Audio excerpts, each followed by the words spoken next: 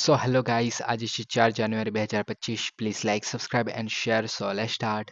તો આજે આપણે ટોટલ 12 ટોપિક કવર કરવાના છે. તો સ્ટાર્ટ કરીએ. પ્રધાનમંત્રી ફસલ બીમા યોજના. તો કેન્દ્રીય કેબિનેટે 70,000 કરોડની ફાળવણી કરીને 2025-26 સુધી પ્રધાનમંત્રી ફસલ બીમા યોજના જે છે એ ચાલુ રાખવાની મંજૂરી આપી છે. હવે PMFBYની જો વાત કરીએ તો કૃષિ અને ખેડૂત કલ્યાણ મંત્રાલય દ્વારા 2016માં એને લોન્ચ કરવામાં આવી હતી. આનો ઉદ્દેશ્ય શું હતો? તો કે કુદરતી આફતોને કારણે જે પાકનું નુકસાન થઈ જાય છે તો એના માટે વીમો પ્રદાન કરવાનો હતો. ખેડૂતોને આવકની સ્થિર કરવાનું છે અને ખેતીમાં સાતત્ય સુનિશ્ચિત કરવાનું છે. એટલે કે દર વર્ષે જે છે આપણે ખેતોનું જેટલું પ્રોડક્શન થાય છે તેને આપણે સુનિશ્ચિત કરી શકીએ તો તેના માટે કામ કરવાનું છે. આધુનિક કૃષિ પદ્ધતિઓને પ્રોત્સાહન આપવાનું છે અને કૃષિ માટે ધિરાણ પ્રવાહને પ્રોત્સાહિત કરવાનું છે. હવે કૃષિ માટે ધિરાણ પ્રવાહ કેમ જરૂરી છે?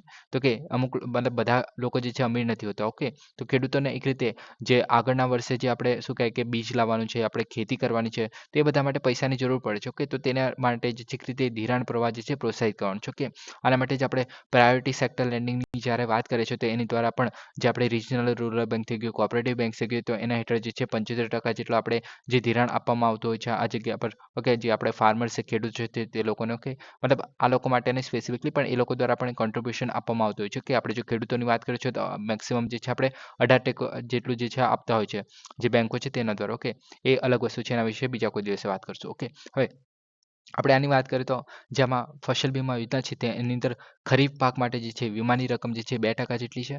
રવિ પાક માટે જે વીમાની રકમ જે છે 1.5% જેટલી છે.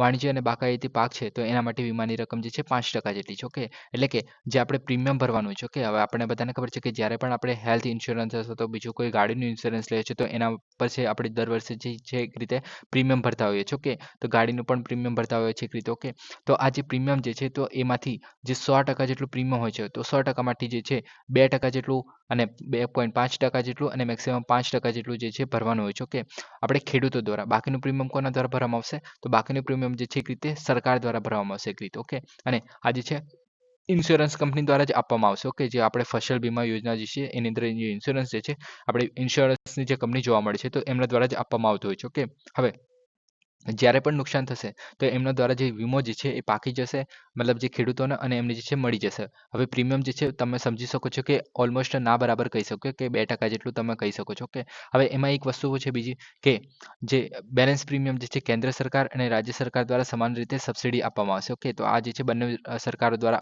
આવરી લેવામાં આવશે. ઓકે, એટલે કે કેન્દ્ર સરકાર અને રાજ્ય સરકાર દ્વારા આવરી લેવામાં આવે છે. ઓકે, ત્યારબાદ મુખ્ય પાકો માટે સૂચિત વિસ્તારના આધારે કવરેજ લાગુ કરવામાં આવે છે. તો આ વસ્તુ ઇમ્પોર્ટન્ટ છે આની અંદર. ઓકે, કેમ કે માની લો કે આપણે જ્યારે ગુજરાતની વાત કરીએ છીએ. ઓકે, તો ગુજરાતમાં જે છે એક રીતે વરસાદ ઓછો પડે છે માની લઈએ. ઓકે, પણ જે રાજસ્થાનની વાત કરીએ તો રાજસ્થાનમાં એક રીતે દુષ્કાળની સ્થિતિ હોઈ શકે છે. ઓકે, કર્ણાટક આંધ્રપ્રદેશ વાળો વિસ્તાર છે ત્યાં પણ એક રીતે દુષ્કાળની સ્થિતિ હોઈ શકે છે. ઓકે, ત્યારબાદ આપણે જે શું કહે કે જે કેરલા છે તો એ જગ્યાએ આપણે જે શું કહે કે પૂર ને એવું બધું આવતું હોય છે. આસામ બાજુ પણ પૂર ને એવું બધું આવતું હોય છે. ઓકે, તો આપણે જે બિહાર છે એવી બધી જગ્યાએ તો એને કારણે શું થઈ જાય છે કે આપણે અલગ અલગ જેમ જેમ રિજન જોવા મળે છે, જેમ કે આપણે બિહારને એવા બધા રાજ્યો થઈ જાય જેની અંદર અકસ્માતો અથવા તો જે કુદરતી આફતો જે છે વધારે પડતી આવતી હોય છે, કેરલા ને એવી બધી જગ્યાએ. ઓકે, તો ત્યાં જે છે પ્રીમિયમના રેટ જે છે એક રીતે વધારે હોઈ શકે છે. અને જ્યારે આપણે ગુજરાતની બધી જગ્યાએ વાત કરીએ છીએ તો પ્રીમિયમના રેટ જે છે ઓછા હોઈ શકે છે. કેમ કે કેવી કેવી જગ્યાએ મતલબ ખેતી થાય છે તો એના આધારે જે છે ઇન્સ્યોરન્સ કંપની જે છે પોતાની રીતે કેલ્ક્યુલેશન લગાડતી હોય છે અને ત્યારબાદ જે છે પ્રીમિયમ નક્કી કરતી હોય છે. ઓકે, એ પ્રોપરલી માર્કેટ બેઝ જ હોય છે, એનામાં આપણે ડિટેલમાં જવાની જરૂર નથી, પણ આ વસ્તુ પણ એડ કરવામાં આવી છે પાછળથી. ઓકે, ત્યારબાદ એમાં જે છે મુખ્ય પાકો માટે ગામ પંચાયતના સ્તર પર વીમાનું એકમ આપણે રાખેલું હોય છે. ઓકે, ત્યારબાદ લાભાર્થી કવરેજની વાત કરીએ તો વીમાપાત્ર વ્યાજ સાથે સૂચિત પાક ઉગાડવાના જે તમામ ખેડૂતો માટે જે છે આની અંદર કવરેજ કરવામાં આવે છે. તો તમામ પાકો એક રીતે આની અંદર આવરી લેવામાં આવે છે જે સૂચિત કરવામાં આવેલા હોય કે ભાઈ આ પાક માટે જે છે સરકાર જે છે એક રીતે વીમો મતલબ શું કહે કે વીમો જે છે આપવામાં આવશે એક રીતે. ઓકે, અને ખરીફ પાક જે 2020થી જે છે સ્વૈચ્છિક ભાગીદારી જે છે દર્શાવવામાં આવે છે. ઓકે, હવે પહેલાં શું હતું કે ખરીફ પાક મતલબ કોઈ પણ ખેડૂત હોય તેને શું કહે કે એક રીતે ખરીફ પાક હોય તો એને જે છે ફસલ બીમા યોજના હેઠળ જે છે નોંધણી કરાવવી જરૂરી હોય. તો કે પણ 2020 પછી જે છે સ્વૈચ્છિક રીતે ભાગીદારી પર ધ્યાન આપવામાં આવેલું કે એક રીતે મતલબ તમારે જો લેવું હોય વીમો તો લઈ શકો છો, બાકી નહીં લેવો હોય તો પણ વાંધો નથી, એવું કરવામાં આવેલું કે 2020 પછી. આગળ વાત કરીએ તો કે આવરી લેવામાં આવેલા જોખમો તો આની અંદર શું છે તો જેમ કે આપણે કરા પડવા, પછી ચક્રવાત આવવો, દુષ્કાળ પડવો, પૂર આવવું, જીવાતોનો હુમલો થવો. કે તો તેવી જેવી જે કુદરતી આફતો છે તો એને આની અંદર આવરી લેવામાં છે. ઓકે, પછી પ્રતિકૂળ હવામાન માટે વીમાની રકમના 25% સુધી દાવો કરી શકાય છે. એટલે કે જેટલું પણ આપણે વીમો હોય ઓકે એના 25%નો દાવો આપણે કરી શકીએ છીએ જો પ્રતિકૂળ હવામાન ના હોય તો. ઓકે, ત્યારબાદ પાકને સૂકવવા માટે 14 દિવસ સુધીની આપણે એક રીતે કવરેજ પણ પ્રોવાઈડ કરે છે. એટલે કે 14 દિવસ પછી આપણે શું કહે કે મતલબ જો આપણે પાકની લણણી કરી લીધી છે, જેમ કે આપણે દિવેલા માની લો કે દિવેલાને આપણે એક રીતે શું કહે કે સૂકવવામાં આવે છે થોડા ટાઈમ માટે. ઓકે, તો એ સૂકવવામાં આવે છે, તો એ સૂકવવાના ટાઈમે પણ કોઈ નુકસાન થઈ જાય તો તે પણ આની અંદર આવરી લેવામાં આવે છે કે લણણી પછી અતિવૃષ્ટિ, ભૂસ્ખલન, ડૂબી જવાના જે ચોક્કસ ખેતરો છે તો એને અસર થાય છે, તો તે વસ્તુ પણ આની અંદર આવરી લેવામાં આવે છે. બીજા મુખ્ય લક્ષણો શું છે? તો કે ઉપજની આકારણી, એટલે કે કેટલું ઉત્પાદન થશે તો એની આકારણી કરવા માટે ઉપગ્રહ છબીઓ, એટલે કે આપણે જે સેટેલાઇટ ઇમેજિંગ કહીએ છીએ, પછી ડ્રોન થઈ ગયું, રિમોટ સેન્સિંગ થઈ ગયું, એઆઈ થઈ ગયું, તે બધાનો ઉપયોગ કરી શકાય છે. પછી જે યસ ટેક પહેલ જે છે એના હેઠળ પાક કાપવાના પ્રયોગો પર નિર્ભરતા ઘટાડવા માટે ટેકનોલોજી આધારિત ઉપજનો અંદાજ લગાડવામાં આવે છે. પછી કેફ વિનાની સરકારી મર્યાદા, એટલે કે જે આની અંદર જે છે ગમે એટલું તમે જે છે એક રીતે વીમો લઈ શકો છો, એટલે કે તમારી ગમે એટલી મોટી ખેતી હોય તો એના માટે પણ તમે એક રીતે વીમો લઈ શકો છો. ઓકે, ખેડૂતો જે છે પાક વીમા એપ્લિકેશન દ્વારા 72 કલાકની અંદર જ પાકની નુકસાનીની જાણ પણ કરી શકે છે. ઓકે, તો આ વસ્તુ ઇમ્પોર્ટન્ટ બને છે આની અંદર. ઓકે, તો આ થઈ ગયું આપણે પ્રધાનમંત્રી ફસલ બીમા યોજના, જે ઘણી ઇમ્પોર્ટન્ટ જે છે એક રીતે સ્કીમ છે. ઓકે, હવે આગળ વધીએ નેક્સ્ટ ટોપિક પર. સ્વચ્છ ગંગા માટે રાષ્ટ્રીય મિશન, તો કે national mission for the clean Ganga. તો એની જે કાર્યકારી જે સમિતિ છે એમણે ગંગા નદીના કાયાકલ્પ માટે અને સ્વચ્છતા માટે ચંદોલી સુએજ ટ્રીટમેન્ટ પ્લાન્ટ જેવી જે પહેલ છે એ હાથ ધરી છે. ઓકે, તો આ તમે યાદ રાખી શકો છો કે ચંદોલી સુએજ ટ્રીટમેન્ટ પ્લાન્ટ જે છે સ્ટાર્ટ કરવામાં આવ્યું છે. ઓકે, હવે આગળ વાત કરીએ જે સ્વચ્છ ગંગા રાષ્ટ્રીય મિશન છે એના વિશે. તો કે સોસાયટી રજિસ્ટ્રેશન એક 1860 હેઠળ 2011માં જે છે એને સ્ટાર્ટ કરવામાં આવ્યું હતું, એની સ્થાપના કરવામાં આવી હતી. હવે આના દ્વારા જે છે ઉત્તર પ્રદેશ, ઉત્તરાખંડ, બિહાર, ઝારખંડ અને પશ્ચિમ બંગાળ. ઓકે, તો આટલા રાજ્યો દ્વારા એક રીતે રાજ્ય સ્તર પ્રોગ્રામ મેનેજમેન્ટ, એટલે કે સ્ટેટ પ્રોગ્રામ મેનેજમેન્ટ ગ્રુપ જે છે એ બનાવવામાં આવ્યું છે એક રીતે. ઓકે, એટલે કે આવા બધા અલગ અલગ જે રાજ્યો છે જેમાંથી ગંગા નદી જે પસાર થાય છે એક રીતે, તો એ રાજ્યો દ્વારા પણ આની અંદર એક રીતે સહાય આપવામાં આવશે. ઓકે, હવે આનો હેતુ જે છે એ નાણાકીય અને તકનીકી સહાય પૂરી પાડીને ગંગા નદીના પ્રદૂષણો છે એને દૂર કરવાનું છે. હવે આનો ઉદ્દેશ્ય શું છે? તો કે રાષ્ટ્રીય ગંગા પરિષદના આદેશોને પરિપૂર્ણ કરવું, એટલે કે આપણે ગંગા માટે એક રીતે નેશનલ ગંગા કાઉન્સિલ જોવા મળે છે. ઓકે, તો એ જે છે એના આદેશો અનુસાર જે છે કાર્ય કરવાની વાત કરવામાં આવે છે આના હેઠળ, જે national mission on the clean Ganga છે એના હેઠળ. ઓકે, પછી પર્યાવરણ પ્રદૂષણનું નિવારણ કરવું, નિયંત્રણ અને ઘટાડો કરવો. ઓકે, ત્યારબાદ નદીના તટ પ્રદેશો છે એના અભિગમનો ઉપયોગ કરીને જે ગંગા નદીને પુનર્જીવિત કરવાનો આપણે વાત કરવામાં આવે છે, કાયાકલ્પ કરવાની વાત કરવામાં આવે છે એક રીતે. ઓકે, ત્યારબાદ ઇકોલોજીકલ ફ્લો, એટલે કે જે પાણીની ગુણવત્તા છે એનું સુધારવાનું છે, પર્યાવરણ રીતે ટકાઉ વિકાસ સુનિશ્ચિત કરવાનો છે અને ન્યૂનતમ ઇકોલોજીકલ પ્રવાહ છે એને જાળવવાનો છે. ઓકે, પછી આની અંદર વિઝન છે, તો આ વિઝન જે છે ઘણું ઇમ્પોર્ટન્ટ છે. આની અંદર 3 વસ્તુ આવરી લેવામાં આવે છે. તો કે અવિરલ ધારા, એટલે કે પાણીનો સતત પ્રવાહ જે છે વહેતો હોવો જોઈએ. પછી નિર્મલ ધારા, એટલે કે પાણી જે છે અપ્રદૂષિત હોવું જોઈએ, એટલે કે ચોખ્ખું હોવું જોઈએ પાણીનું. પછી અખંડિત, એટલે કે ભૌગોલિક અને પર્યાવરણની જે અખંડિતતા છે એ જાળવવાનું છે. ઓકે, તો આ 3 વસ્તુ આની અંદર વિઝન છે. ઓકે, ત્યારબાદ આની અંદર 2 માળખા જોવા મળે છે. તો મેનેજમેન્ટ માટે ગવર્નિંગ કાઉન્સિલ જોવા મળે છે અને એના જે અધ્યક્ષ છે એ વડાપ્રધાન હોય છે. તો આ વસ્તુ ઇમ્પોર્ટન્ટ છે કે આપણે જે national mission on the clean Ganga છે. ઓકે,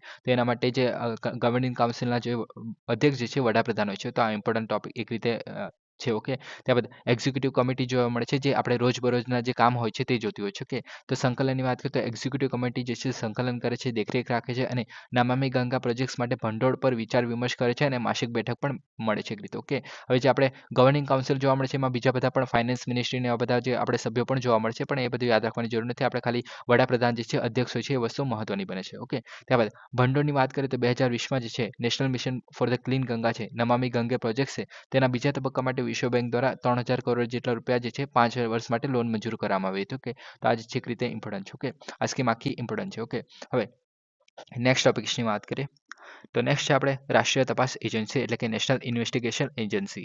તો કે એનઆઈએ જે છે 2024 માટે મોટા આતંકવાદ અને ફોજદારી કેસોને સફળતાપૂર્વક ઉકેલીને 100% દોષિત ઠરાવવાનો જે છે દર હાંસલ કર્યો છે. હવે એનઆઈએની જો વાત કરીએ તો કે એનઆઈએ એક્ટ 2008 હેઠળ એને સેન્ટ્રલ કાઉન્ટર ટેરરિઝમ અને લો એન્ફોર્સમેન્ટ એજન્સી તરીકે સ્થાપિત કરવામાં આવી છે. તો એક રીતે ઇમ્પોર્ટન્ટ બને છે. ઓકે, હવે આ જે છે 26/11ના જે મુંબઈ હુમલા થયો હતો તો તેના પગલે સ્થાપિત કરવામાં આવી હતી. ઓકે, હવે આનું મુખ્યાલય નવી દિલ્હીમાં છે અને બીજા ઝોનલ ઓફિસ ગુવાહાટી અને જમ્મુ અને કાશ્મીરમાં જોવા મળે છે. ઓકે, આદેશોની વાત કરીએ તો આ જે છે અસર કરતા ગુનાઓને તપાસ કરે છે. કોને અસર કરતા? તો કે ભારતની સાર્વભૌમત્વ, સુરક્ષા અને અખંડિતતાને અસર કરતા હોય અને વિદેશી રાજ્યો સાથે જે મૈત્રીપૂર્ણ સંબંધો છે એને અસર કરતા હોય તો એના માટે જે છે એના ઉદ્દેશોને આપણે ફૂલફિલ કરવા માટે જે છે કામ કરે છે. આગળ વાત કરીએ તો એનઆઈએ એક્ટ હેઠળ 2008ની સૂચિમાં ઉલ્લેખિત જે કાર્યો છે એ પણ કરે છે એક રીતે. ઓકે, તો આ વસ્તુ જે છે મતલબ રાષ્ટ્રીય તપાસ એજન્સી જે છે એ ઘણી મહત્વની છે એક રીતે. કાઉન્ટર ટેરરિઝમ, એટલે કે ટેરરિઝમને આપણે કાઉન્ટર કરવા માટેની એક એક મહત્વપૂર્ણ જે લોને એન્ફોર્સ કરવાની માટેની એકદમ ઇમ્પોર્ટન્ટ એજન્સી છે. ઓકે, તો આ થઈ ગયું. નેક્સ્ટ ટોપિકની વાત કરીએ તો કે રેમિટન્સ. તો ભારતે 2024માં વૈશ્વિક રેમિટન્સના જે 14.3% જેટલું મેળવ્યા છે, જે અત્યાર સુધીમાં સૌથી વધુ છે. ઓકે, એટલે કે જેટલા 100%નું રેમિટન્સ આખા વિશ્વમાં ફેલાય છે, ઓકે, એમાંથી 14% જેટલું રેમિટન્સ જ જે છે એ ફક્ત ભારત દેશ દ્વારા મેળવવામાં આવે છે. ઓકે, હવે રેમિટન્સની જો આપણે વાત કરીએ તો પહેલાં તો રેમિટન્સ એટલે શું છે? તો કે વિદેશમાં કામ કરતી વ્યક્તિ છે, એટલે કે માની લો કે આ જે છે રીતે વિદેશમાં કામ કરતી વ્યક્તિ છે, તેના દ્વારા તેના દેશમાં તેમના પરિવારોને ટેકો આપવા માટે જે કરવામાં આવતી નાણાકીય ટ્રાન્સફર છે તેને કહેવામાં આવે છે. કે તો એના જે પરિવારને મોકલવામાં આવે છે પોતાના દેશમાં, પોતાના મમ્મી પપ્પા થઈ ગયા કે બીજો કોઈ થઈ ગયો કે ફેમિલી થઈ ગયું, તો તેને મોકલવામાં આવે છે, તો તેને એક રીતે રેમિટન્સ તરીકે ઓળખવામાં આવે છે. ઓકે, આગળ બીજું શું છે? હવે 2024ની વાત કરીએ તો આપણે 2023માં પણ ભારત જે છે સૌપ્રથમ હતો, પહેલા નંબર પર હતો રેમિટન્સ મેળવવામાં, અને 2024માં પણ 129 બિલિયન ડોલર સાથે જે છે આપણે પહેલા નંબર પર છીએ. ઓકે, અને 2023માં જે છે 125 બિલિયન હતો. ઓકે, હવે બીજા નંબર પર કોણ છે? તો કે મેક્સિકો, ત્રીજા પર ચીન, ચોથા પર ફિલિપાઇન્સ અને પાંચમા પર પાકિસ્તાન. તો આ વસ્તુ તમે યાદ રાખી શકો છો, આખી હાયરકી કે પહેલા પર ભારત છે અને બાકીને મેક્સિકો, ચીન, ફિલિપાઇન્સ અને પાકિસ્તાન. તો આ વસ્તુ યાદ રાખવી ઇમ્પોર્ટન્ટ છે. ઓકે, હવે જે આપણે ઉચ્ચ આવક ધરાવતા જે આપણે દેશો જોવા મળે છે, ઓકે, તેમાં જે જોબ માર્કેટમાં રિકવરી દ્વારા પ્રેરિત છે. એટલે કે આપણે જે બીજા બધા દેશો જે આપણે શું કહે કે જે ઉચ્ચ આવક ધરાવતા જે દેશો છે, ઓકે, તો તેમાં એક રીતે જોબ અને એવું બધું વધારે વધી રહ્યું છે, એને કારણે પણ આ વસ્તુ જોવા મળી છે એવું કહેવામાં આવી રહ્યું છે. ઓકે, આગળ વાત કરીએ તો કે વૃદ્ધિ, તો કે 5.8%ની દર સાથે વૃદ્ધિ દર સાથે આપણે 2024માં ઓછી અને મધ્યમ આવક ધરાવતા દેશોને મોકલવામાં આવતેલા જે રકમ છે એમાંથી $685 બિલિયન સુધી પહોંચવાનો અંદાજ છે. એટલે કે દર વર્ષે આપણે મતલબ ગયા વર્ષે કરતાં જે છે આ વખતે 5.8%ની વૃદ્ધિ થઈ છે રેમિટન્સમાં આખા વર્લ્ડમાં. ઓકે, એમાંથી આપણે ટોટલ જે છે $685 બિલિયન જોવા મળે છે આખા વર્લ્ડમાં, અને એમાંથી આપણે જે છે 129 બિલિયન ફક્ત ભારતમાં જ રેમિટન્સ તરીકે આવેલું છે. ઓકે, હવે આમાં 2024માં જે છે ઘટીને 5.3% જેટલું થઈ ગયું હતું ચીનનો હિસ્સાની વાત કરીએ તો. ઓકે, તો 2024માં જે છે ઘટી ગયું છે અને 2 દાયકામાં જે છે સૌથી નીચું છે. એટલે કે આ જે છે ચીનની વાત કરવામાં આવે છે સ્પેસિફિકલી, કે ચીનમાં જેટલું પણ રેમિટન્સ થતું હતું તો એમાં જે છે એક રીતે ઘટાડો થયો છે. ઓકે, કેમ કે ઓછા કુશળ સ્થળાંતર જોવા મળે છે, વધતી જતી આર્થિક સમૃદ્ધિ અને વૃદ્ધિ વસ્તીને કારણે. ઓકે, વૃદ્ધ વસ્તીના કારણે, એટલે કે ચીનમાં જે છે એક રીતે વૃદ્ધ વસ્તી જોવા મળી છે અને આર્થિક સમૃદ્ધિમાં પણ એક રીતે વધારો થઈ રહ્યો છે. ચીનની જે આર્થિક સમૃદ્ધિ છે એમાં વધારો થઈ રહ્યો છે, એને કારણે બહાર લોકો જવાના ઓછા થઈ રહી છે, પ્લસ વૃદ્ધો પણ જોવા મળે છે. એને કારણે પણ લોકો જે છે ઓછા જઈ રહ્યા છે બીજા બધા દેશોમાં, જેમ કે યુએસએ થઈ ગયું, કેનેડા થઈ ગયા, એવા બધા દેશોમાં. કે તેને કારણે જે છે એના જે રેમિટન્સ છે એમાં ઘટાડો થયો છે. ઓકે, હવે ભારતમાં જે ઉચ્ચ રેમિટન્સ માટેના જવાબદાર પરિબળોની વાત કરીએ તો જે 2023 સુધીમાં જે છે 18 મિલિયનથી વધુ ભારતીયો જે છે વિદેશમાં રહે છે. ઓકે, તો 18 મિલિયન જેટલા લોકો, ઓકે, મિલિયન 1 મિલિયન એટલે કે 20 લાખ લોકો તમે સમજી શકો છો. કે તો એટલા મિલિયન લોકો જે છે ભારતીય જે છે વિદેશમાં રહે છે. ઓકે, હવે આપણે ઉચ્ચ આવક ધરાવતી જે અર્થવ્યવસ્થા જેમ કે યુએસએ છે, યુએસએ, યુકે અને ઓસ્ટ્રેલિયા, તેમાં વધારે આપણે સ્થળાંતર કરી રહ્યા છે ઇન્ડિયાના લોકો. પછી આપણે કુશળ વ્યાવસાયિકો જેમ કે આપણે આઈટી સેક્ટરમાં કામ કરતા, જોબ કરતા લોકો હોય, આરોગ્ય સંભાળના જે લોકો હોય, કે નર્સ થઈ ગયું, ડૉક્ટર થઈ ગયા, તો એ બધા જે અર્ધકુશળ અને અકુશળ જે મજૂરો છે એ પણ સમાવેશ થાય છે આપણે જ્યારે આપણે માઇગ્રેશનની વાત કરતા હોય છે ત્યારે. ઓકે, એક રીતે કામ કરવા માટે જતા હોય છે વિદેશોમાં. આગળ વાત કરીએ તો કે ઉચ્ચ રેમિટન્સનું મહત્વ કેમ ઇમ્પોર્ટન્ટ છે? તો કે આવશ્યક ખર્ચ, તો કે ખોરાક, આરોગ્ય સંભાળ અને શિક્ષણ તો પોતાના પરિવારોને મોકલવામાં આવે છે, તો એ આના માટે યુઝ કરે છે જીવન ધોરણને સુધારવા માટે. ત્યારબાદ મેક્રો ઇકોનોમિક માટે, એટલે કે વિદેશી વિનિમયો છે તો એનો મુખ્ય સ્ત્રોત છે એક રીતે. ઓકે, શેના માટે? તો કે વિદેશી સહાય પર નિર્ભરતા ઘટાડવી, એટલે કે આપણે જે ઇન્ડિયા જે છે બીજા બધા દેશો પર એક રીતે નિર્ભરતા રાખે છે, તેમાં પણ એક રીતે ઘટાડો થશે. પ્લસ આપણે જે રાજકોષીય જે ખાદ્ય જોવા મળે છે એક રીતે, ઓકે, તંગી જોવા મળશે, તો તેમાં પણ આપણે તે ઘટાડો કરી શકે છે. અને જે ચાલુ ખાતાની જે ખાત છે તેને ભંડોળને પૂરું પાડવા માટે, કેમ કે આપણને ખબર છે કે આપણે જે ફોરેન એક્સચેન્જની વાત કરતા હોય છે તો રેમિટન્સ આવે છે તો આપણે પાસે એક રીતે જે છે ફોરેન કરન્સી આવી રહી છે. ઓકે, તો એક રીતે આપણે ઇન્ડિયાને પણ ફાયદો થાય છે રેમિટન્સને કારણે. ઓકે, તો આ વસ્તુ જોવા મળે છે. ઓકે, તો આ થઈ ગયું રેમિટન્સ. ઓકે, હવે નેક્સ્ટ ટોપિકની આપણે વાત કરીએ ક્વાડ, તો કે ક્વાડ્રિલેટરલ સિક્યુરિટી ડાયલોગ, બધાને ખબર છે ફૂલ ફોર્મ. તેના સહકારના જે છે 20 વર્ષ ચિહ્નિત કરે છે. હવે ક્વાડની વાત કરીએ તો આપણને બધાને ખબર છે કે અનૌપચારિક વ્યૂહાત્મક ફોરમ છે. ઓકે, આનું કોઈ હેડક્વાર્ટર કે એવું કંઈ છે નહીં. ઓકે, અને આ જે છે અનૌપચારિક છે એક રીતે. ઓકે, એટલે કે ખાલી મળવા ખાતર મળે છે એક રીતે, અને ઇમ્પોર્ટન્ટ પણ છે પણ. ઓકે, એક ગ્રુપ છે એટલે. ઓકે, હવે આની અંદર કોણ કોણ જોવા મળે છે? તો કે United state of America, Bharat, Australia અને જાપાન. તો આ 4 દેશ જોવા મળે છે, તો આ 4 દેશ યાદ રાખો. ઓકે, મૂળ જોઈએ તો 2004માં જ્યારે વ્યાયામ મલાબાર અને 2004ની જે સુનામીની ઉત્પત્તિ થયેલી ત્યારે જે છે ભારતે રાહત અને બચાવ કામગીરી સ્ટાર્ટ કરેલી, તો એમાં જે છે પાછળથી યુએસ અને જાપાન અને ઓસ્ટ્રેલિયા પણ જોડાઈ ગયા હતા. ઓકે, હવે ત્યારબાદ આ જે છે 2007માં જ્યારે association of the South East Asian નેશનની જ્યારે પ્રથમ બેઠક થયેલી, ઓકે, તો તે સમયે જે છે જાપાનના વડા જે આપણે શિન્ઝો આબે છે તેમને ક્વાડની રચના માટેનો વિચાર રજૂ કરેલો અને ત્યારબાદ જે છે એક રીતે રજૂ કરવામાં જ આવેલો, ઓકે. હવે ચીનનું જે રાજકીય દબાણ અને એશિયા પેસિફિકમાં જે યુએસએ અને ચીનની વચ્ચે જે તે સંઘર્ષ હતો એને કારણે જે છે ત્યારે ઓસ્ટ્રેલિયાએ પીછેહટ કરી દીધેલી. ત્યારબાદ 2008માં જે છે ક્વાડની પ્રારંભિક પુનરાવૃત્તિ અને દરિયાઈ સુરક્ષા પર કેન્દ્રિત કરેલું અને 2010માં જે છે યુએસએ અને ઓસ્ટ્રેલિયા વચ્ચે ઉન્નત લશ્કરી સહયોગ કરેલો.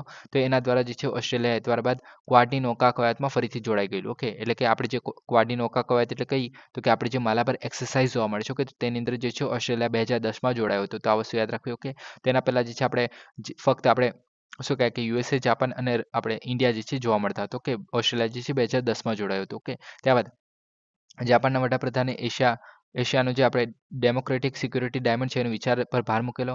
એમાં જે છે યુએસએ, જાપાન, ભારત અને ઓસ્ટ્રેલિયાનો સમાવેશ થાય છે અને ચીનના તરફથી વધતા ખતરાને કારણે ફરીથી એક રીતે ક્વાડ જે છે પુનર્જીવિત થયું હતું, ઓકે. તો આપણે એકચ્યુઅલમાં જોવા જઈએ તો ક્વાડની આપણે શરૂઆતની વાત કરીએ તો 2007માં થઈ હતી, ઓકે. અને ત્યારબાદ એને જે છે 2017માં જે છે પુનર્જીવિત થયું હતું. તો આ વસ્તુ યાદ રાખવી, ઓકે. નિયમો આધારિત આંતરરાષ્ટ્રીય વ્યવસ્થાપન સ્થાપિત કરવા માટે વિસ્તૃત ઉદ્દેશો આના જોવા મળે છે. કયા કયા ઉદ્દેશો? તો કે દરિયાઈ સુરક્ષા, પછી કોવિડ-19ની કટોકટીની સામનો કરવા માટે જે રસીની મુસદ્દગી દ્વારા, પછી આબોહવા પરિવર્તનના જોખમને સંબોધિત કરવું, પ્રદેશમાં રોકાણ અને ઇકોસિસ્ટમ બનાવવું, તકનીકી નવીનતાને પ્રોત્સાહન આપવું, નિયમો આધારિત વૈશ્વિક વ્યવસ્થા, નેવિગેશન સ્વતંત્રતા, ઉદાર ટ્રેડિંગની સિસ્ટમને સુરક્ષિત કરવું, ચાઇનીઝ વર્ચસ્વ છે એને ઘટાડવું, એવું કહેવું છે ચાઇનાનું, ઓકે. જે ક્વાડ છે એ સ્પેસિફિકલી એના માટે જ નથી, ઓકે. પછી દક્ષિણ કોરિયા, ન્યુઝીલેન્ડ, વિયેતનામ જેવા જે દેશો છે એને સમાવેશ કરીને ક્વાડ પ્લસ પણ આપણે સંભવિત વિસ્તરણ જોવા મળી રહ્યું છે, ઓકે. હવે મિસ્ટ આપણે ઇમ્પોર્ટન્ટ છે એમાં માલાબર વ્યાયામ, ઓકે. તો આ ઘણી ઇમ્પોર્ટન્ટ વ્યાયામ છે, ઓકે, ઇમ્પોર્ટન્ટ છે, ઓકે. 1992માં જે છે ભારત અને યુએસએ વચ્ચે જે છે નેવી વચ્ચે દ્વિપક્ષીય નૌકા કવાયત હતું, ઓકે. તો આ વસ્તુ યાદ રાખવું કે પહેલા જે છે 1992માં સ્ટાર્ટ થયું હતું, ઓકે. બંગાળની ખાડીમાં પ્રથમ વખત માલાબર એક્સરસાઇઝ થઈ હતી 2007માં, ઓકે. ત્યારબાદ 2015માં જે જાપાન જે છે એડ થઈ ગયેલું. ત્યારબાદ ત્રિપક્ષીય ફોર્મેટની રજૂઆત થયેલી, ઓકે. અને 2020માં જે છે ઓસ્ટ્રેલિયાના નૌકા જે દળ છે એને માલાબર કવાયતમાં જોડાઈ ગયું હતું, ઓકે. એટલે કે અહીંયા જે આપણે શું કહે કે 2010માં જે અહીંયા કહેતા હતા, ઓકે, કે અહીંયા જે 2010માં અહીંયા જે 2010માં જે ઓસ્ટ્રેલિયા જે છે ક્વાડની નૌકામાં ફરી જોડાયેલું, ઓકે, રીતે થયું નહોતું, ખાલી જોડાયેલું, ઓકે, ક્વાડની અંદર, ઓકે. આગળ વાત કરીએ તો કે ભારત, યુએસએ, જાપાન અને ઓસ્ટ્રેલિયા જે છે મલાબાર કવાયતનો ઉદ્દેશ્ય મુક્ત, ખુલ્લા અને જે સમાવિષ્ટ ઇન્ડો પેસિફિક જે છે એના માટેનું સંકલન કરવાનું છે, ઓકે. તો ઇન્ડો પેસિફિક રિજન એટલે કે આપણે ઇન્ડિયા છે, ઓકે. તો આજે આપણે અહીંયા મિડલ ઇસ્ટ જોવા મળે છે, સાઉદી અરેબિયા ને બધું, ઓકે. અહીંયા આપણે જે ઇન્ડિયા થઈ ગયું ને આપણે બાંગ્લાદેશનું બધું થઈ ગયું, વિયેતનામ ને એવું બધું થઈ ગયું, ઓકે. તો અહીંયા જે આપણે મલક્કાની સમુદ્રધુની ને આપણે જે પેસિફિક વાળો વિસ્તાર જોવા મળે છે જાપાન પછીનો, ઓકે. તો આ બધો જે વિસ્તાર છે તો તેને આપણે એક રીતે ઇન્ડિયા અને પેસિફિક વિસ્તાર કહીએ છીએ, ઓકે. તો તે બધામાં આપણે એક રીતે મુક્ત અને ખુલ્લો વેપાર કરી શકીએ તો એના પર મોસ્ટલી ફોકસ કરવામાં આવે છે, ઓકે. તો દર વર્ષે હિન્દ મહાસાગર અને પ્રશાંત મહાસાગરમાં વૈકલ્પિક રીતે જે છે આ જોવા મળે છે, ઓકે. હવે આ કવાયતમાં વિવિધ પ્રકારની પ્રવૃત્તિઓનો સમાવેશ થાય છે, જેમ કે ફાઇટર કોમ્બેટ ઓપરેશન થઈ ગયા, મેરીટાઈમ ઇન્ટરડિક્શન ઓપરેશન થઈ ગયા, તો આ બધાનો સમાવેશ થાય છે, ઓકે. હવે 2024માં જે માલાબાર એક્સરસાઇઝ થયેલી તેના વિશે વાત કરીએ તો 9 ઓક્ટોબર 2024ના રોજ થયેલી વિશાખાપટ્ટનમમાં, ઓકે. તો આ વસ્તુ ઇમ્પોર્ટન્ટ છે, યાદ રાખો કે વિશાખાપટ્ટનમમાં ભારતમાં થઈ હતી, ઓકે. તો આ વસ્તુ યાદ રાખવી ઇમ્પોર્ટન્ટ છે, ઓકે. હવે કોના વચ્ચે તો આપણે ખબર જ છે, ભારત, ઓસ્ટ્રેલિયા, જાપાન અને યુનાઇટેડ સ્ટેટ વચ્ચે, ઓકે.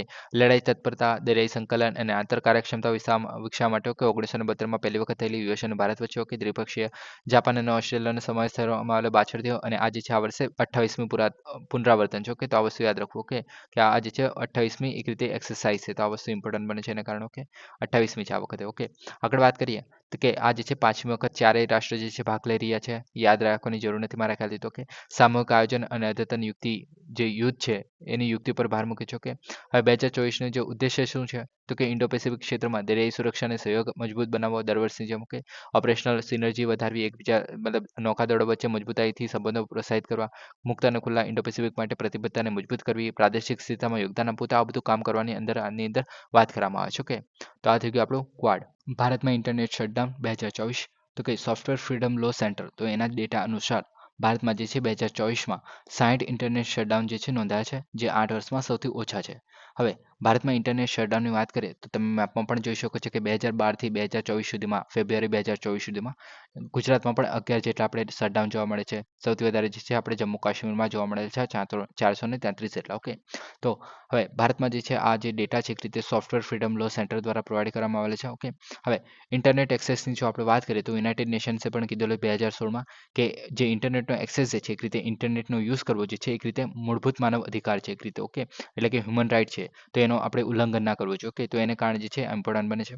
સસ્ટેનેબલ ડેવલપમેન્ટ ગોલ્સ આપણે કહે છે જે 17 જેટલા જોવા મળે છે. ઓકે, તો એ હાંસલ કરવા માટે પણ ઇન્ટરનેટ એક્સેસ જે છે મહત્વપૂર્ણ બને છે. જેમ કે આપણે શિક્ષણ મેળવવું હોય તો એના માટે ઇન્ટરનેટનો એક્સેસ જે જરૂરી છે, જેમ કે આપણે ઓનલાઈન ક્લાસીસ માટે, પછી લિંક સમાનતા માટે SDG 5 જે આપણે કહે છે તો એ માટે જરૂરી છે. પછી ઘટાડેલી અસમાનતાઓ તેના માટે પણ જે આ જરૂરી છે. ઓકે, ત્યારબાદ ભારતમાં પણ ઇન્ટરનેટ શટડાઉન માટે કાનૂની સમર્થન જોવા મળે છે, જેમ કે બંધારણીય જોગવાઈ જોવા મળે છે. તો બંધારણની કલમ જે 19(2) છે. ઓકે, તો આપણે બધાને ખબર છે કે 19 જે કલમ છે એની અંદર શું શું જોવા મળે છે. તો કે આપણને પહેલા તો 19(1) જે છે એક રીતે વાણીને અભિવ્યક્તિની સ્વતંત્રતાની વાત કરે છે. 19(2) જે છે આપણે જે પીસફુલ પ્રોટેસ્ટ કરવાની વાત કરે છે. આપણે શું કહે કે સભા ભરી શકે છે એક રીતે. ઓકે, ત્યારબાદ આપણે ત્રીજા નંબર પર આપણે કોઓપરેટિવ સોસાયટીઝની સંસ્થા જે છે સ્થાપવાની વાત કરે છે. ઓકે, ત્યારબાદ ચોથા નંબર પર છે આપણે કોઈ પણ જગ્યાએ હરવા ફરવાની વાત કરે છે. પાંચમા નંબર પર છે આપણે કોઈ પણ જગ્યાએ રહેવાની વાત કરે છે. છઠ્ઠા નંબર પર જે છે આપણે 19(6) જે છે કલમ, તો એની હેઠળ આપણે કોઈ પણ જગ્યાએ વેપાર કરી શકીએ છીએ તો એની વાત કરવામાં આવે છે. પણ આપણે જે છે આની અંદર અમુક જે છે રિસ્ટ્રિક્શન લગાડેલા છે, રિઝનેબલ રિસ્ટ્રિક્શન્સ કહેવામાં આવે છે, વ્યાજબી નિયંત્રણો લાદવાની વાત કરવામાં આવે છે. ઓકે, તો એના હેઠળ જે છે રાજ્યની સુરક્ષા અને જાહેર વ્યવસ્થા વગેરે માટે વાણી અને અભિવ્યક્તિની સ્વતંત્રતા પર વ્યાજબી નિયંત્રણો લાદવાની મંજૂરી આપે છે, જે 19(2) છે તેના હેઠળ. ઓકે, તેને કારણે જે છે મતલબ ઇન્ટરનેટનો આપણે બંધ કરી શકાય છે સરકાર દ્વારા, એવું કહેવામાં વાત કરવામાં આવી રહી છે એક રીતે. ઓકે, પછી વૈધાનિક જોગવાઈઓ પણ જોવા મળે છે, જેમ કે ટેલિગ્રાફ એક્ટ 1885, તો એના હેઠળ જે છે આપણે temporary suspension of the telecom services, જાહેર ઇમરજન્સી અથવા તો પબ્લિક સેફટી માટે 2017નો આ રૂલ છે. ઓકે, ત્યારબાદ ઇન્ટરનેટ સહિત જે ટેલિકોમ સેવાઓ છે એને જાહેર ઇમરજન્સી દરમિયાન અથવા તો જાહેર સુરક્ષા માટે સ્થગિત કરી શકાય છે. એટલે કે જે ઇમરજન્સી હોય કોઈ વસ્તુની, ઓકે, અથવા તો જે ટેલિકોમ સેવાઓ છે તો એ જે છે આપણે એક રીતે બંધ કરી શકાય છે સરકાર દ્વારા. આ જે આપણે એક્ટ જોવા મળે છે, વૈધાનિક જે જોગવાઈઓ જોવા મળે છે તેના હેઠળ. ઓકે, પછી અગાઉ જે CRPCનો જે કલમ 144 હતી તે જે છે ભારતીય નાગરિકની સુરક્ષા સંહિતા કલમ જે 163 છે એના હેઠળ ઐતિહાસિક રીતે જે આપણે ખોટી માહિતી, વિરોધ અથવા તો અશાંતિ નિયંત્રિત કરવા માટે પણ આનો ઉપયોગ કરી શકાય છે. ઓકે, એટલે કે ઇન્ટરનેટને બંધ કરવા માટેના જે કાનૂની સમર્થન આ બધા જોવા મળે છે. ઓકે, કે ભાઈ આપણે ભારત સરકાર જે છે ઇન્ટરનેટને બંધ કરી શકે છે એક રીતે. ઓકે, આગળ વાત કરીએ તો કે સુપ્રીમ કોર્ટનો ચુકાદો છે જે અનુરાધા ભસીન કેસ 2020 હેઠળ કે સર્વોચ્ચ અદાલતે જે ચુકાદો આપ્યો છે કે ઇન્ટરનેટને પ્રતિબંધ કરવો એ જે છે અસ્થાયી, કાયદેસર અથવા તો જરૂરી અને પ્રમાણસર હોવા જોઈએ. ઓકે, એટલે કે જે આપણે જરૂરી ના હોય ત્યાં સુધી જે છે ઇન્ટરનેટને પ્રતિબંધ કરવો ના જોઈએ એક રીતે. ઓકે, એવું કહેવામાં આવ્યું છે આપણો જે અનુરાધા ભસીન કેસ છે 2020ના તેના હેઠળ. ઓકે, સુપ્રીમ કોર્ટ દ્વારા. ત્યારબાદ અનુરાધા ભસીન કેસની આપણે વાત કરી એની અંદર ત્યારબાદ ફહીમા સિરીન કેસ જે 2019નો છે, જેમાં કેરળ હાઈકોર્ટે પણ કીધેલું કે આર્ટિકલ 19 અને આર્ટિકલ 21 હેઠળ જે આપણે મૂળભૂત આપણે શું કહે કે ગરિમાપૂર્ણક જીવન જીવવાનો અધિકારની વાત કરી છે આર્ટિકલ 21ની હેઠળ. ઓકે, તેમાં જે મૂળભૂત અધિકારોના ભાગરૂપે ઇન્ટરનેટ એક્સેસ જે છે માન્યતા આપી છે એક રીતે હાઈકોર્ટ કેરળના હાઈકોર્ટ દ્વારા પણ. ઓકે, ત્યારબાદ ઇન્ટરનેટ બંધ કરવાથી બીજા શું અસર થાય છે તો કે ઇન્ટરનેટ બંધ થવાથી વ્યાપારી કામગીરી અટકી જાય છે, ખાસ કરીને ડિજિટલ ઇકોનોમી, સ્ટાર્ટઅપ, પ્રવાસન ક્ષેત્ર એના જેવા. ઓકે, ત્યારબાદ શિક્ષણ અને આરોગ્યમાં વિક્ષેપ થઈ જાય છે, જેમ કે ઓનલાઈન શિક્ષણ થઈ ગયું, ટેલિમેડિસિન થઈ ગયું, ઇમરજન્સી સેવાઓ થઈ ગયું, તે આ બધાના અવરોધ ઉત્પન્ન થાય છે. ઓકે, તો આ બધું જોવા મળે છે, એટલે કે એના માટે જ આપણે ઇન્ટરનેટ જે છે એ શટડાઉન ના કરવું જોઈએ એવું કામ આવી રહ્યું છે. ઓકે, તો આ થઈ ગયું. હવે નેક્સ્ટ ટોપિકની વાત કરીએ તો કે centralise public grievance redressal and monitoring system. તો department of the administrative reforms and public grievance છે, તો એના દ્વારા અનુસાર જે છે centralise public grievance redressal and monitoring system છે અને 2022 થી 2024 સુધીમાં 70 લાખથી વધુ ફરિયાદોનું નિરાકરણ કરવું છે. ઓકે, તો આ ઇમ્પોર્ટન્ટ બને છે એક રીતે. હવે આપણે એક રીતે શું છે મતલબ આ જે છે એક રીતે સેન્ટ્રલ ગવર્મેન્ટની એક સ્કીમ છે મારા ખ્યાલથી, મતલબ એક રીતે સિસ્ટમ જ છે. ઓકે, એમાં ખ્યાલથી નહીં, મતલબ છે જ આ વસ્તુ. તો એમાં શું છે એની વાત કરીએ તો કે આ જે છે વહીવટી સુધારણા અને જાહેર ફરિયાદ વિભાગ, એટલે કે ડિપાર્ટમેન્ટ ઓફ ધ જે એડમિનિસ્ટ્રેટિવ રિફોર્મ એન્ડ જે પબ્લિક ગ્રીવન્સીસની વાત કરવામાં આવે છે, તો એના દ્વારા જે છે જૂન 2007માં જે છે શરૂ કરવામાં આવેલું. ત્યારબાદ આ જે છે ટેકનિકલ વિકાસ કોના દ્વારા તો નેશનલ ઇન્ફોર્મેટિક્સ સેન્ટર છે, તો એના દ્વારા જે છે વિકસિત છે. હવે વડાપ્રધાન દ્વારા જે આપણે CPG આરએમએસ જે છે એ સર્વોચ્ચ વડા છે. તો આ વસ્તુ યાદ રાખવું કે આ જે છે આપણે central public grievances redressal and monitoring system છે. ઓકે, તો તેના વડા જે છે આપણે સર્વોચ્ચ વડા જે છે વડાપ્રધાન છે. ઓકે, તો એને કારણે જે છે આ ઇમ્પોર્ટન્ટ સ્કીમ બની જાય છે. ઓકે, તો આવું કદાચ પૂછાઈ પણ જાય ભાઈ કોણ છે એવી રીતે. ઓકે, હવે આ જે છે એક રીતે ઓનલાઈન પ્લેટફોર્મ છે. તો આ વસ્તુ યાદ રાખવી કે આ જે છે એક રીતે ઓનલાઈન પ્લેટફોર્મ છે જેમાં નાગરિકો સરકારી સેવા ડિલિવરી સંબંધિત જે ફરિયાદો કરી શકે છે. એટલે કે જે આપણી સ્કીમ છે અથવા તો કોઈ પણ આપણે યોજના ચાલી રહી છે અથવા તો બીજી કોઈ પણ આપણે શું કહેવાય કે પ્રધાનમંત્રીની કોઈ પણ ફસલ બીમા યોજનાની વાત કરી. ઓકે, તો એમાં કોઈ આપણે ખોડખાપણ આવી ગયો. ઓકે, તો એમાં જો એક રીતે સરખી રીતે આપણે કામ ના કરતી હોય અથવા તો એમાં કોઈ પ્રોબ્લેમ આવી ગયો. ઓકે, તો એ જે છે નાગરિકો જે છે એમને મંજૂરી આપે છે ફરિયાદ નોંધાવવાની એક રીતે. ઓકે, કે ભાઈ તમારી સ્કીમ જે છે સરખી નથી ચાલી રહી, તો એ જે છે તમે 24/7 જે છે કાર્ય કરો છે એક રીતે. ઓકે, તો એમાં જે છે આપણે ફરિયાદ કરીને પછી તમારું જે સોલ્યુશન છે, તમારી જે ફરિયાદ છે એનું સોલ્યુશન લાવી શકો છો. તેના માટે જે છે જે ગ્રીવન્સ રિડ્રેસલ સિસ્ટમ છે. ગ્રીવન્સ રિડ્રેસલ એટલે કે જે સોરી કે આપણે શું કહે કે જે તમારા જેવા અને મારા જેવા જે લોકો છે તેની પ્રોબ્લેમનું સોલ્યુશન લાવવાની, ફરિયાદોનું નોંધવાની અને પછી એનું સોલ્યુશન લાવવાની જે વાત કરીએ છીએ તેને આપણે પબ્લિક ગ્રીવન્સ કહેવામાં આવે છે. ઓકે, તેવી રીતે આપણે આરબીઆઈનું પણ પબ્લિક ગ્રીવન્સ જોવા મળે છે. પછી આપણે એપેલેટ ટ્રિબ્યુનલ્સ એવું બધું જોવા મળે છે. જો આપણે આગળ કેસને લઈ જવા હોય તો એ બધું પણ જોવા મળે છે. એની અંદર આપણે આગળ નથી જતા. ઓકે, આગળ વાત કરીએ આની અંદર શું છે બીજું આની અંદર, તો કે આની અંદર બીજા મુખ્ય કાર્યો જેમ કે ફરિયાદને ટ્રેક કરી શકાય છે કે તમે જે ફરિયાદ કરી છે તો એના માટે એક સ્પેસિફિક નંબર આપવામાં આવશે. તો એના આધારે તમે ફરિયાદ જે છે કેટલાક પહોંચી છે તેના માટે કામ કરી શકો છો. તમે જોઈ શકો છો કે ભાઈ એનું નિરાકરણ થયું કે નહીં. પછી મંત્રાલયો અને રાજ્ય સંબંધિત જે ફરિયાદો છે એના નિરાકરણ માટે જે છે આપણે બીજા બધા મંત્રાલયો અને જે રાજ્યો છે એમને આપણે એક રીતે એક્સેસ આપવામાં આવે છે. ત્યારબાદ જો નાગરિકો ઠરાવથી અસંતુષ્ટ હોય, ઓકે, એટલે કે જો તમે જે છે એક રીતે ફરિયાદ કરેલી અને એનું સોલ્યુશન આપ્યું છે તો એનાથી તમે અસંતુષ્ટ છો, તો એનાથી આપણે અપીલની સુવિધા આપે છે. એક રીતે તમે આગળ પણ જઈ શકો છો. ઓકે, પછી ફરિયાદોને રિઝોલ્યુશન રેટ કરી શકે છે. એટલે કે તમે જે મતલબ જે કામ કરવામાં આવ્યું છે સરકાર દ્વારા, જે તમે ફરિયાદ કરેલી અને એનું સોલ્યુશન આપવામાં આવ્યું છે, તો એનું જે છે એક રીતે રેટિંગ આપી શકો છો કે ભાઈ બરાબર કામ નથી આપવામાં આવ્યું. એક રીતે પુઅર રેટિંગ આપી શકો છો. ઓકે, તો એ જે છે કેસને ફરીથી ખોલી શકાય છે એક રીતે. ઓકે, અપીલ માટે. ત્યારબાદ આની અંદર બાકાત રાખવામાં આવેલ છે અમુક કેસ જેમ કે સબજ્યુડિક કેસો થઈ ગયા, પછી વ્યક્તિગત અથવા પારિવારિક વિવાદ થઈ ગયા, આરટીઆઈના પ્રશ્નો થઈ ગયા, આંતરરાષ્ટ્રીય અથવા તો રાષ્ટ્રીય અખંડિતતાને અસર કરતી બાબતો થઈ ગઈ, સરકારી કર્મચારીઓની સેવા સમસ્યાઓની બાકાત રાખે છે. ઓકે, તો આટલી વસ્તુ જે છે આની અંદર બાકાત રાખવામાં આવી છે. ઓકે, તો આ વસ્તુ ઇમ્પોર્ટન્ટ બને છે એને કારણે. ઓકે, બીજું શું છે આની અંદર, તો કે આમાં જે મુખ્ય સુધારાઓ પણ સૂચવવામાં આવે છે જેમ કે આ જે છે દિવસ જે છે સમય મર્યાદા છે એક રીતે ઘટાડવામાં આવે છે. એટલે કે તમે જો છે ફરિયાદ કરી છે તો પહેલા જે છે 30 દિવસની અંદર સોલ્યુશન આપતા હતા, પણ હવે જે છે 21 દિવસની અંદર સોલ્યુશન આપશે. ઓકે, પછી તમામ મંત્રાલયો, વિભાગો અને રાજ્યો માટે એક જ એકીકૃત પોર્ટલ છે. વેબ, મોબાઈલ એપ્સ અને ઉમંગ દ્વારા જે છે સુલભ છે એક રીતે. ઓકે, ત્યારબાદ નાગરિકોને એસએમએસ અને ઈમેલ દ્વારા જે છે નબળું રેટિંગ જે આપવાનું વાત કરતા હતા, ફીડબેક આપવાની વાત, તે પણ કરી શકે છે. ઓકે, ત્યારબાદ ટ્રી ડેશબોર્ડ જે એઆઈ દ્વારા જે છે એક રીતે સંચાલિત છે એક રીતે. ઓકે, અને એ જે છે એઆઈ જેવા સાધનો જે છે સમસ્યાઓને ઓળખવામાં અને ફરિયાદનું સંચાલન સુવ્યવસ્થિત કરવામાં મદદ કરશે. ઓકે, એટલે કે એઆઈની વાત કરવામાં આવે છે. કે પછી જે આપણે ફરિયાદી અધિકારીઓ છે તો એવા સેવાઓને વિતરણને વધારવા માટે જે એમના માટે એક રીતે શું કહે કે સેવોત્તમ નામનું જે એક રીતે પ્લેટફોર્મ બનાવવામાં આવ્યું છે જે એ લોકોને તાલીમ આપે છે. ઓકે, તો એ લોકોને તાલીમ આપવા માટે પણ વસ્તુ મતલબ કાર્યરત છે. ઓકે, તો આ બધું જોવા મળે છે જે આપણે centralise public grievance redressal and monitoring સિસ્ટમની અંદર. ઓકે, હવે નેક્સ્ટ ટોપિકની આપણે વાત કરીએ, ગંભીર પ્રકૃતિ આફત. હવે ઇન્ટર મિનિસ્ટ્રીયલ સેન્ટ્રલ ટીમ જે છે એટલે કે આ જે કેન્દ્ર સરકારની એક ટીમ છે તેને જે છે વાયનાડ ભૂસ્ખલનની જે છે ગંભીર પ્રકૃતિની આફત તરીકે જાહેર કરી છે. હવે આ વાયનાડ ક્યાં આવેલું છે તો તમે જોઈ શકો છો કેરલામાં આવેલું છે. રીતે આ વિસ્તાર છે વાયનાડ જે ડિસ્ટ્રિક્ટ છે તેની અંદર. ઓકે, હવે આની વાત કરીએ તો આપત્તિજનક ઘટનાઓ જે આપણે ગંભીર કુદરતી જે આફતોની વાત કરીએ છીએ તો આપત્તિજનક ઘટનાઓ જેને કારણે જીવન, સંપત્તિ અને જે પર્યાવરણ છે એને વ્યાપક નુકસાન થાય છે તેને કહેવામાં આવે છે. કે હવે કુદરતી ઘટનાઓ જે ભૂકંપ, ચક્રવાત અને ભૂસ્ખલન અને માનવ પ્રેરિત જે કારણો જે છે જેમાં ઔદ્યોગિક અકસ્માતો જેમ કે આપણે ભોપાલ ગેસ જે દુર્ઘટના થઈ હતી. ઓકે, તો તેના જેવા અકસ્માતોને પણ આવરી લેવામાં આવે છે. ઓકે, જેને આપણે ગંભીર કુદરતી અથવા તો આપણે કૃત્રિમ એક રીતે કહી શકીએ. ઓકે, હવે ઘોષણાની જો અસરોની વાત કરીએ તો કે દુર્લભ ગંભીરતા અથવા તો ગંભીર પ્રકૃતિ એટલે કે જે આપણે ગંભીર કુદરતી આફતો છે તેને જાહેર કરવામાં આવે છે. જે ત્યારે જે છે એ રીતે રાષ્ટ્રીય સ્તરને સમર્થન આપવામાં આવે છે. ઓકે, એટલે કે પહેલાં જે છે આ એક રીતે સ્ટેટની આપણે સમસ્યા કહેવાતી હતી, પણ હવે જે આને આવી રીતે જાહેર કરી દીધી તો એને કારણે આપણે એને રાષ્ટ્રીય સ્તરે સમર્થન મળશે હવે. ઓકે, હવે આની અંદર જે છે નેશનલ ડિઝાસ્ટર રિસ્પોન્સ ફંડની તરફથી જે છે વધારાની સહાય આપવામાં આવશે. એટલે કે આ જે છે કેન્દ્ર સરકારનું એક રીતે ફંડ જોવા મળે છે. પહેલાં જે છે સ્ટેટ રિલીફ ફંડ હતું તો તેના દ્વારા રાહત આપવામાં આવતી હતી, પણ હવે જે છે નેશનલ ડિઝાસ્ટર રિસ્પોન્સ ફંડ છે તો તેના દ્વારા સહાય આપવામાં આવશે. ઓકે, હવે આની અંદર જે છે આફત રાહત ફંડ જે છે તો એના દ્વારા કેન્દ્ર અને રાજ્ય વચ્ચે જે છે 3:1 વહેંચાયેલું હોય છે, ઓકે, જેને આપણે કેટાસ્ટ્રોફિક રિલીફ ફંડ જે કહેવામાં આવે છે, ઓકે, તો એના દ્વારા જે છે આપવામાં આવતું હતું, ઓકે. હવે એની અંદર આપણે જે સીઆરએફ જે છે તો એના જે સંશોધનો છે અપૂરતા હોય છે, એને કારણે રાષ્ટ્રીય આફત આકસ્મિક ભંડોળ જે આપણે નેશનલ કેલેમિટી કન્ટીજન્સી ફંડ છે એના તરફથી વધારાની સહાય આપવામાં આવશે, ઓકે. અસરગ્રસ્ત વ્યક્તિઓ એટલે કે જે લોકોને નુકસાન થયું હોય તેમને લોનની ચૂકવણીમાં રાહત આપવામાં આવશે, પ્લસ રાહતની નવી લોન આપવામાં આવશે. એક રીતે નવી લોન જો જોઈતી હોય તો એ પણ મળી જશે એક રીતે, ઓકે. પછી સરકારી પહેલો જોવા મળશે, જેમ કે ડિઝાસ્ટર મેનેજમેન્ટ એક્ટ 2005 જેના હેઠળ નેશનલ ડિઝાસ્ટર મેનેજમેન્ટ ઓથોરિટીની સ્થાપના કરવામાં આવી છે.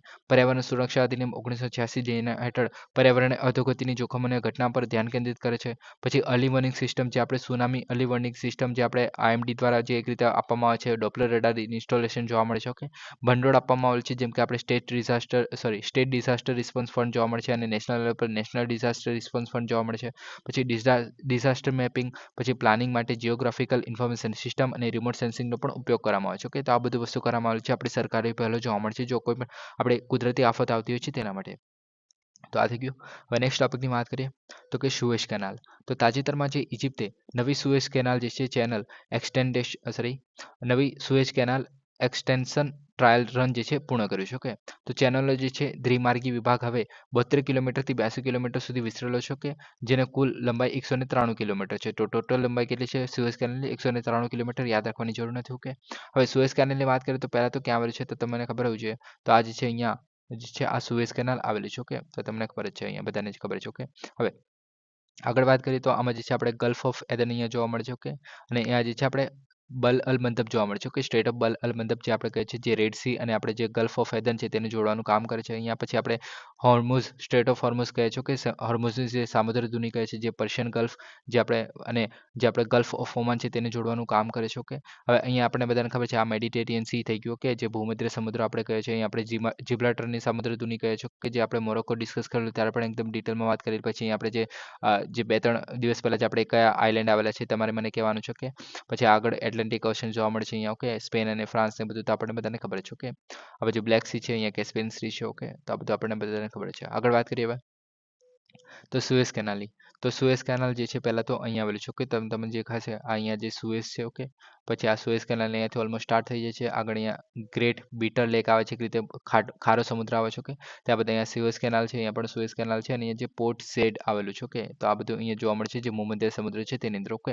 તો સુએઝ કેનાલ જે છે અલ્ટિમેટલી આપણે ભૂમધ્ય સમુદ્ર અને જે ગલ્ફ ઓફ રેડ સી છે, ઓકે. તો તેને આપણે જોડવાનું કામ કરે છે, ઓકે. અહીંયા જે છે આપણે ગલ્ફ ઓફ સુએઝ જોવા મળે છે, ઓકે. તો આ જે છે એક રીતે ગલ્ફનો આપણે સુએઝનો અખાત જોવા મળે છે અને આ બાજુ અબાબાનો અખાત જોવા મળે છે. ગલ્ફ ઓફ અબાબા કહેવામાં આવે છે, કે જે સાઉદી અરેબિયા એક રીતે અહીંયા જે છે આપણું ઇઝરાયલ આવેલું છે, કે જો ઇઝરાયલનો એકમાત્ર અહીંયા જે એક રીતે પોર્ટ આવેલું છે, ઓકે.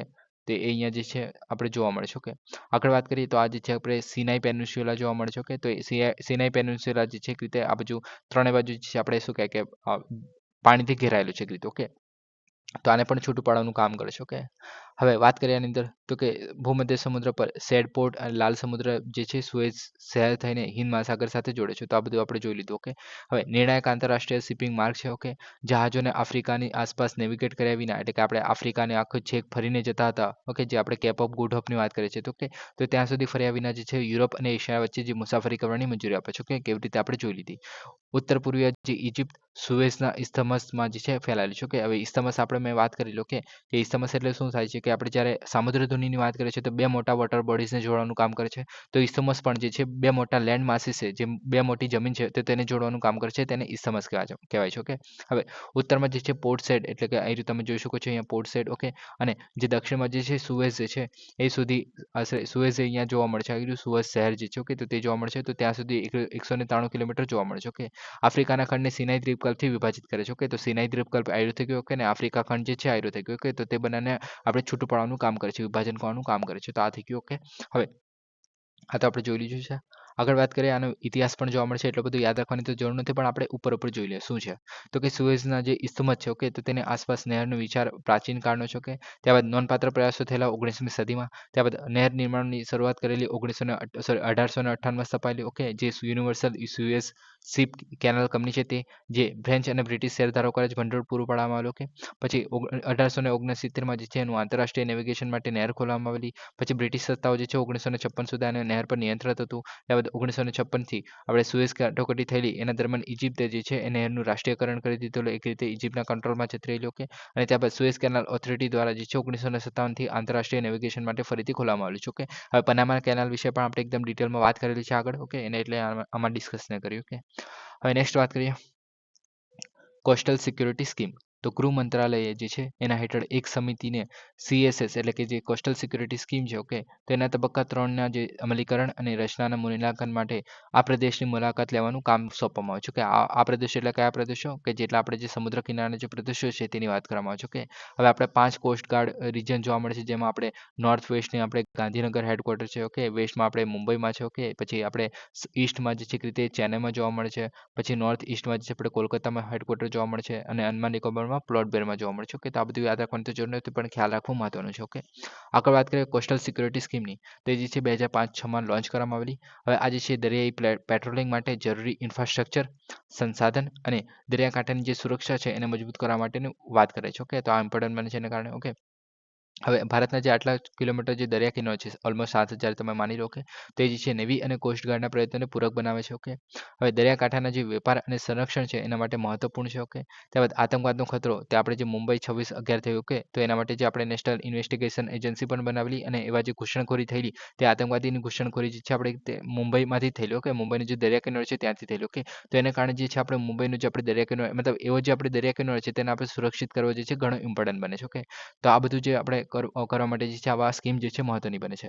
આગળ વાત કરીએ બીજું શું છે આની અંદર, તો કે દરિયાઈ ગુના જેમ કે દાણચોરી થઈ ગઈ, ચાંચિયાગીરી થઈ ગઈ, ગેરકાયદેસર માછીમારી થઈ ગઈ, પછી ચક્રવાત અને સુનામીની સંભાવના, તો એ બધા માટે પણ આ જે છે મહત્વનું બને છે. હવે આની અંદર ઓલરેડી 2 તબક્કા જોવા મળે છે. પહેલો તબક્કો તો 2005 અને 2011 અને બીજો તબક્કો તો 2011 થી 2020 સુધીનો. ઓકે, તો આટલું બજેટ જે છે એના માટે ફાળવેલું છે ઓલરેડી. ઓકે, હવે આની અંદર પડકારોની વાત કરીએ આ સ્કીમની હેઠળ, તો કે નોન ઓપરેશનલ ઇક્વિપમેન્ટ એટલે કે જે આપણે જાળવણી કરવા માટેની જે બિનકાર્યકારી બોટ તરફ દોરી જાય છે, એટલે કે આપણે મતલબ જાળવણી કરવા માટે જે બોટ છે. ઓકે, તો એ અમુક સમય સુધી પડી રહી હોય છે. ઓકે, તો એને કારણે જે એક રીતે બિનકાર્યકારી બની જતી હોય છે. ઓકે, પછી ઇન્ફ્રાસ્ટ્રક્ચરની વાત કરીએ તો જેટી અને જે પોલીસ સ્ટેશનો છે એના માટે અપૂરતું ભંડોળ જોવા મળે છે. ત્યારબાદ આઉટસોર્સ અને ડેપ્યુટેડ કર્મચારી એટલે કે મોસ્ટલી જે છે આપણે માનવ શક્તિની અછત જોવા મળે છે, એટલે કે આપણી જે પોલીસ છે એના પર જ આપણે નિર્ભરતા જોવા મળે છે. ઓકે, સમર્પિત મરીન પોલીસનો સ્ટાફનો જે છે અભાવ જોવા મળે છે એના માટે. ઓકે, તો એ વસ્તુ પણ જોવા મળે છે. એને કારણે જે છે આ સ્કીમ જે છે એટલી બધી મતલબ ઇમ્પોર્ટન્ટલી મતલબ શું કહે કે મજબૂતાઈથી જે છે ઇમ્પ્લિમેન્ટ નથી થઈ રહી. ઓકે, તો એના માટે જ આપણે ત્રીજો તબક્કો લાવવામાં આવી રહ્યો છે, જેની અંદર જે છે પ્રાંતીય એટલે કે મોટી અને વધુ સ્થિર અને ખર્ચ કાર્યક્ષમ બોટ લાવવાની વાત કરવામાં આવી રહી છે. પછી મરીન પોલીસ કર્મચારીઓ માટે કવરેજ આપવાની વાત કરવામાં આવે છે. દરિયાઈ સાધનો અને કામગીરી માટે ઉન્નત કાર્યક્રમો જોવા મળે છે. તો આ બધું અંદર વાત કરવામાં આવી રહી છે. ઓકે, તો આ થઈ ગયું આપણું જે કોસ્ટલ સિક્યુરિટી સ્કીમ. ઓકે, હવે નેક્સ્ટ ટોપિકની વાત કરીએ ટાઇટેનિયમ.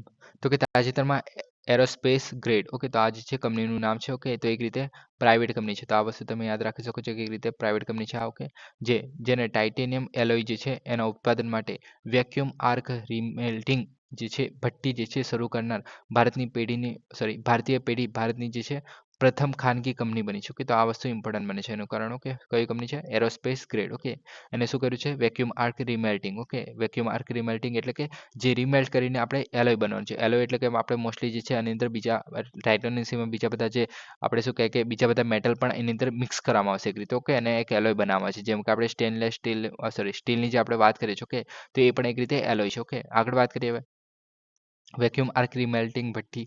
તો કે એરોસ્પેસ જે ગ્રેડ છે એને આપણે શરૂઆત કરી છે. ઓકે, પ્રથમ ખાનગી કંપની છે. ઓકે, હવે આ જે છે સ્ટેનલેસ સ્ટીલ, નિકલ આધારિત અને ટાઇટેનિયમ આધારિત જે એલોય છે તો એના સહિત અસંખ્ય એલોયને શુદ્ધ કરવા માટે વપરાય છે એક રીતે. ઓકે, હવે આ જે છે શૂન્યાવકાશની સ્થિતિમાં કામ કરે છે, તો નામમાંથી જ ખબર પડે છે કે વેક્યુમ આર્ક. ઓકે, તો વેક્યુમ એટલે કે આપણે શૂન્યાવકાશ એટલે કે હવાની ગેરહાજરીમાં જે છે આની અંદર પ્રક્રિયા કરવામાં આવશે. કે શ્રેષ્ઠ ધાતુશાસ્ત્રીય માળખું અને સમાન એલોય રચનાની ખાતરી કરે છે. સમાન એલોય એટલે કે દર વખતે આપણે જે સમાન એલોય બનાવશે એક રીતે. ઓકે, જે આપણે કોમ્પોઝિશન જે છે સમાન જોવા મળશે દર વખતે. ઓકે, તો એને કારણે જે છે સમાન એલોય રચનાની ખાતરી બનાવે છે. ઓકે, હવે આગળ વાત કરીએ તો ટાઇટેનિયમની વાત કરીએ તો ટાઇટેનિયમ જે છે પૃથ્વીના પોપડામાં ચોથું સૌથી વધુ વિપુલ પ્રમાણમાં મળતું તત્વ છે. ઓકે, અયસ્કના થાપણોમાં મળે છે. અયસ્ક એટલે કે આપણે લોખંડના જે થાપણો જોવા મળે છે, રો મટીરિયલ જે જોવા મળે છે. ઓકે, તેમાં મોસ્ટલી જોવા મળતું હોય છે. ઓકે, ઘણી વખત આયન અથવા તો ઓક્સિજન સાથે ઉલ્કાઓ અને સૂર્યમાં પણ હાજર જોવા મળે છે. ઓકે, ત્યારબાદ અયસ્કની વાત કરીએ તો આ જે છે રો મટીરિયલ એક રીતે તો કે પ્રાઇમ કોમર્શિયલ ખનિજો જેમ કે ઇલ્મેનાઇટ,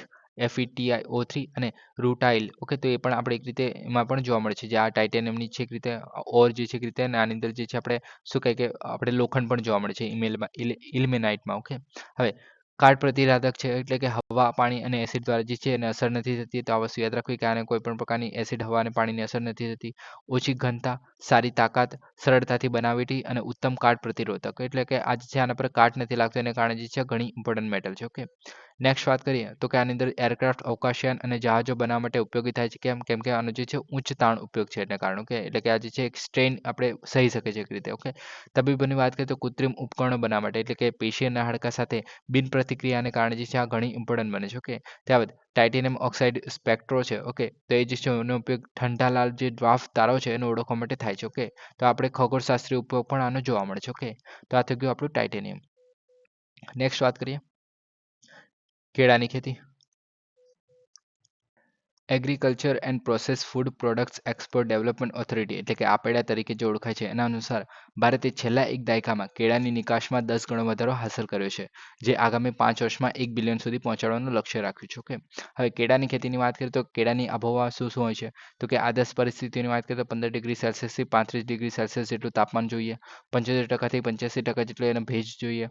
પછી માટીની વાત કરીએ તો પ્રકાર જે છે ઊંડી સમૃદ્ધ લોમી માટી જોઈએ, 6.5 થી 7.5% જે વચ્ચે જે પીએચ જોઈએ, એટલે કે જે છે ખૂબ એસિડિક ન હોવી જોઈએ અથવા તો આલ્કનિક પણ ન હોવી જોઈએ જમીન જે છે. ઓકે, સારી હોવી જોઈએ, ડ્રેનેજવાળી, કે પર્યાપ્ત ફળદ્રુપતા હોવી જોઈએ અને ભેજ હોવો જોઈએ. ઓકે, તો આટલું વસ્તુ ઇમ્પોર્ટન્ટ છે. ઓકે, પછી મુખ્ય જાતો કઈ છે તો કે ડ્વાર્ફ, કેવેન્ડિશ, રોબસ્ટા, મોન્થુન, પુવન અને નેન્દુન. ઓકે, તો આ બધા જે છે એના મુખ્ય જાતો છે. હવે કઈ જગ્યાએ થાય છે તો મુખ્ય ઉત્પાદકોમાં આંધ્રપ્રદેશ, મહારાષ્ટ્ર અને ગુજરાત જે છે ઇમ્પોર્ટન્ટ છે. ઓકે, તો આ વસ્તુ યાદ રાખવી.